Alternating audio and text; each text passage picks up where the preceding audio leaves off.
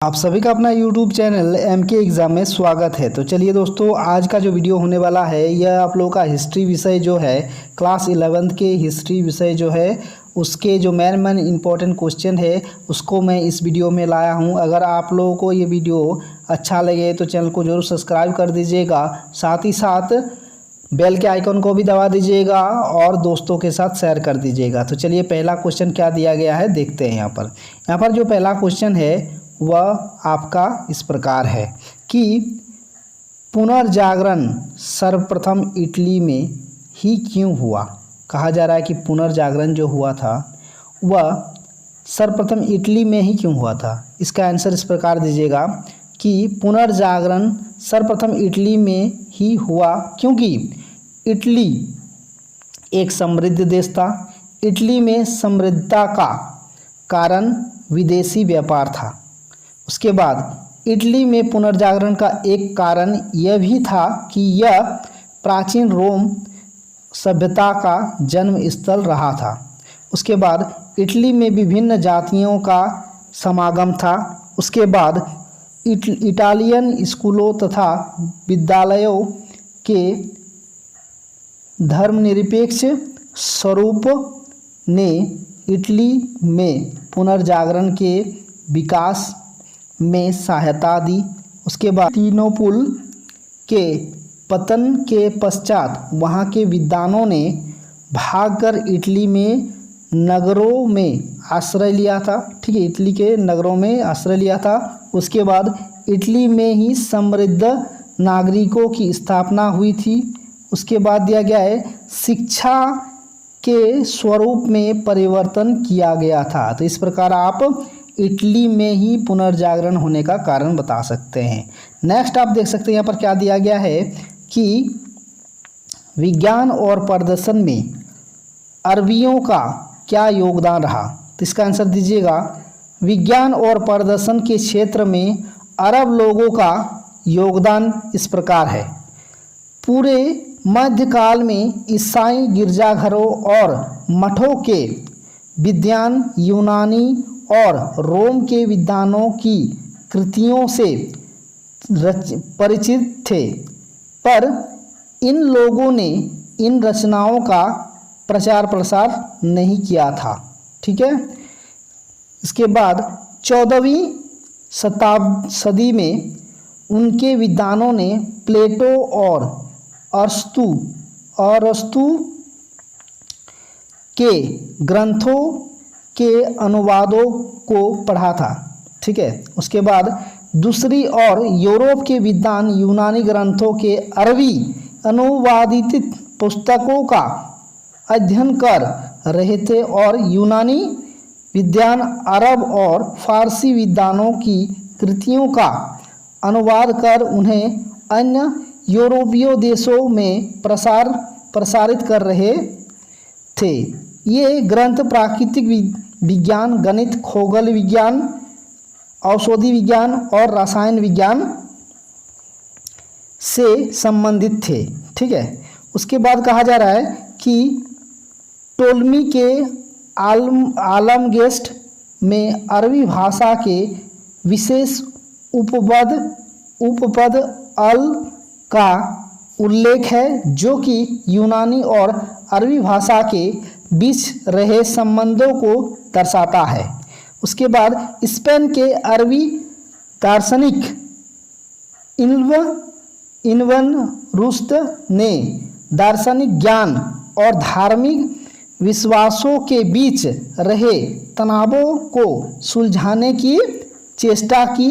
उनकी पद्धति को ईसाई चिंतकों द्वारा अपनाया गया। ठीक है, उनके वो जो कहते थे उनको कौन अपनाया? ईसाई चिंतक, ईसाई लोग उनको मतलब मानता था और वहीं उसको क्या किया था? अपनाया था।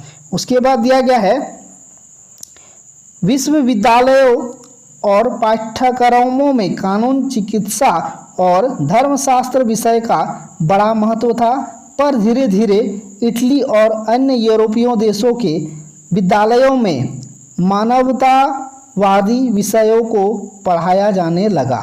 ठीक है, तो इस प्रकार आप इसका आंसर दीजिएगा इसमें आपको पूरा 5 नंबर मिलेगा। ठीक है, ये 5 नंबर या क्वेश्चन है आप लोगों का, इसमें आपको पूरा 5 नंबर मिल जाएगा। इस प्रकार अगर लिख लेते हैं तो इसको आप लोग पढ़ लीजिएगा 2 बार, आप लोगों का दिमाग में अपने सेट हो जाएगा। यहाँ पर दिया गया है, क्या देख सकते हैं 3 नंबर में, कि यूरोप वासियों की खोज यात्रा के बारे में बताइए। ठीक है, यहाँ पर कह रहा है कि यूरोप वासियों की खोज यात्रा के बारे में बताइए। इसका आंसर दीजिएगा इस प्रकार कि यूरोप वासियों की खोज यात्रा सन 1380 में अर्थात दिशा सूचक यंत्र का आविष्कार हो चुका था, जिससे खुले समुद्र में यात्रियों को दिशाओं की सही जानकारी मिल सकती थी। लेकिन इसका इस्तेमाल 15वीं शताब्दी में ही जाकर हो पाया। उसके बाद एस्ट्रोवेल, ठीक है, एस्ट्रोवेल जो थे, एस्ट्रोवेल यह कुतुबनुमा का ही सुधार हुआ रूप था। यह अक्षांश जानने का एक उपकरण था, जिसकी सहायता से यूरोपियों नाविकों ने सुदूर देशों की समुद्री यात्रा संपन्न की। उसके बाद है कागज़।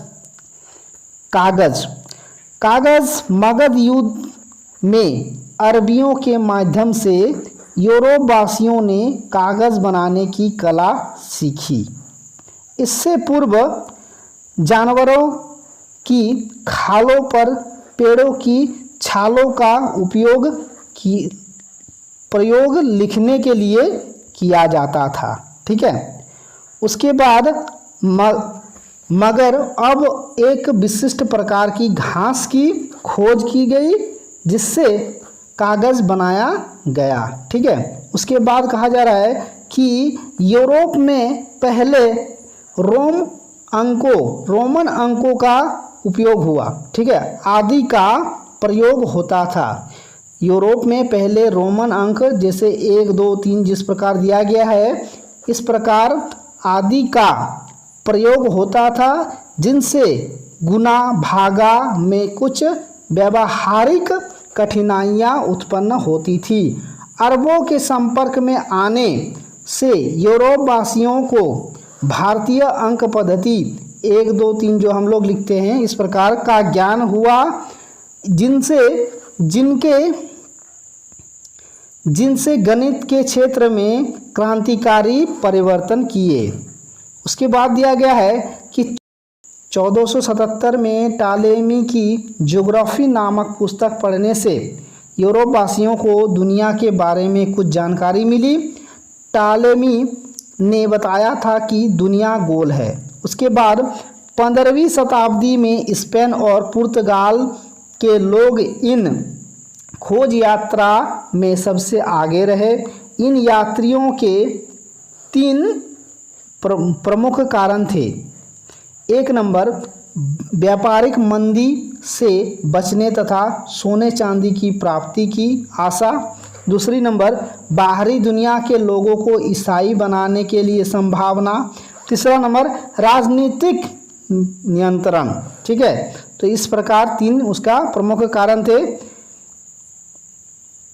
उसके बाद कहा जा रहा है कि ब्रिटेन 1793 से 1815 तक कई युद्धों में शामिल रहा, जिसका ब्रिटेन के उद्योगों पर क्या प्रभाव पड़ा। ये जो क्वेश्चन दिया गया है वो इस प्रकार है कि ब्रिटेन 1793 से 1815 तक कई युद्धों में शामिल रहा, जिसका